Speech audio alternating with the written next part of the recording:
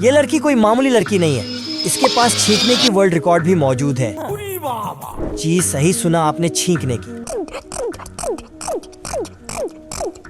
हम दिन में कितनी बार छींकते हैं? अगर किसी कारण से हमें सर्दी हो जाए या आपकी नाक में धूल चली जाए तो शायद हमें छींक आ जाती है। लेकिन इस लड़की को एक अजीब बीमारी है जिसका नाम paediatric auto immune neuropsychiatric disorder है, जिसको पैंडस भी बोला जाता है। इसी के चलते यह लड़की दिन में 12,000 बार छींकती है। लिटरली दिन में 12,000 बार छींकना कोई मामूली बात तो है नहीं। और इसी के चलते उसके पास यह वर्ल्ड रिकॉर्ड भी मौजूद है।